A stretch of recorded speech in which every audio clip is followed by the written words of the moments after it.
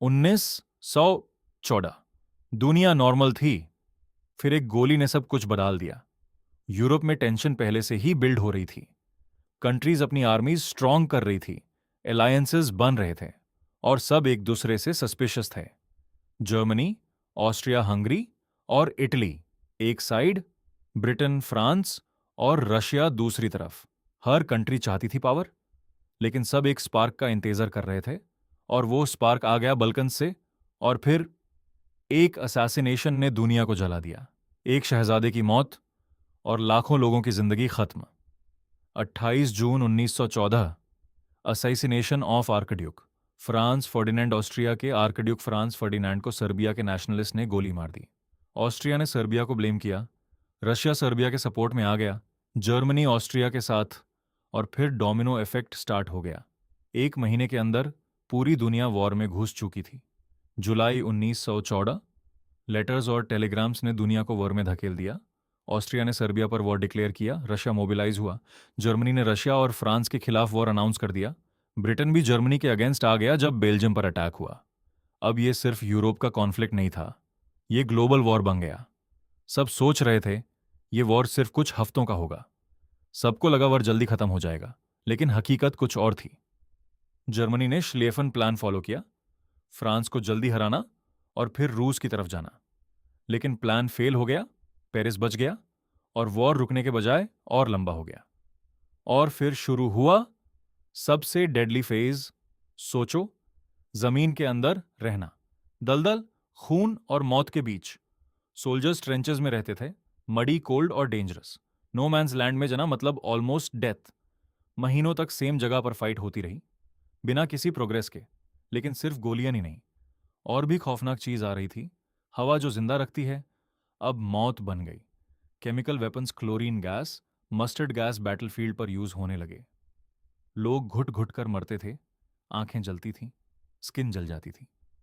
War और ज्यादा cruel होती जा रही थी। मशीन गन्स ने वॉर को एक स्लॉटर हाउस बना दिया। Machine guns, tanks, submarines technology ने किलिंग को फास्ट और एफिशिएंट बना दिया। एक मशीन गन पूरी प्लेटून को रोक सकती थी। और फिर आया एक बैटल जो हिस्ट्री में लिखा गया। एक दिन में 60,000 कैजुअलिटीज, सोचो कितनी बड़ी ट्रेजेडी थी। Battle of the Somme, Britain और फ्रांस ने जर्मनी पर अटैक किया, लेकिन result massive loss, very little gain. लेकिन यह सिर्फ एक बैटल नहीं था, ऐसे और भी थे। फ्रांस का एक शहर जहां सिर्फ सर्वाइवल ही मिशन था। बैटल ऑफ वर्दन, जर्मनी ने फ्रांस को तोड़ने की कोशिश की। मंथ्स तक फाइट चली, मिलियंस अफेक्टेड।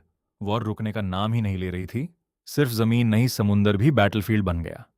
जर्मनी के यू बोट्स शिप्स को डिस्ट्रॉय कर रहे थे। सिंकिंग ऑफ RMS लुसियानिया ने दुनिया को शॉक कर दिया। इस इंसिडेंट ने एक पावरफुल कंट्री को हिला दिया। जब अमेरिका आया, वॉर का बैलेंस बदल गया। 1917 में यूनाइटेड स्टेट्स वॉर में एंटर हुआ। Fresh troops, resources, allies strong हो गए। लेकिन एक और बड़ा चेंज आ रहा था। एक सुपर पावर ने वॉर छोड़ दिया। क्यों? रशियन रिवॉल्यूशन के बाद रशिया वॉर से बाहर हो गया। जर्मनी अब वेस्ट पर फोकस कर सकता था। फाइनल फेज शुरू हो चुकी थी। जर्मनी ने लास्ट गैम्बल खेला। 1918 स्प्रिंग ऑफेंसिव। जर्मनी ने फुल फोर्स से अटैक किया। इनिशियली सक्सेस, लेकिन सस्टेन नहीं कर पाए। अब एलाइज का काउंटर आने वाला था। अब पलटवार का टाइम था। एलाइड फोर्सेस ने कोऑर्डिनेटेड अटैक स्टार्ट किए। जर्मनी रिट्रीट करने लगा। और फिर जर्मनी कोलैप्स के एज पर था। एक एम्पायर गिर रहा था।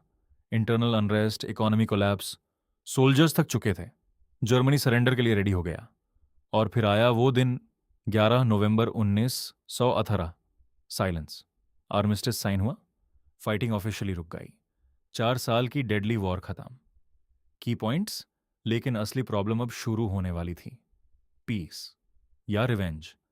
ट्रीटी ऑफ वर्साय ने जर्मनी पर हार्श कंडीशंस लगाई। Heavy penalties, land loss, blame. ये ट्रीटी आगे क्या करेगी? वॉर खत्म दी, लेकिन जख्म बाकी। Millions dead, economies destroyed, families broken. New countries बने, लेकिन स्टेबिलिटी नहीं आई। और फिर एक और वॉर का रास्ता बना। एक वॉर ने दूसरी वॉर को जन्म दिया। जर्मनी की ह्यूमिलिएशन और इकोनॉमिक स्ट्रगल ने फ्यूचर कॉन्फ्लिक्ट का बेस बनाया। हिस्ट्री रिपीट होने वाली थी। क्या हमने कुछ सीखा? वर्ल्ड वॉर 1 ने दुनिया हमेशा के लिए बदल दी। टेक्नोलॉजी, पॉलिटिक्स, बॉर्डर्स, सब चेंज हो गया।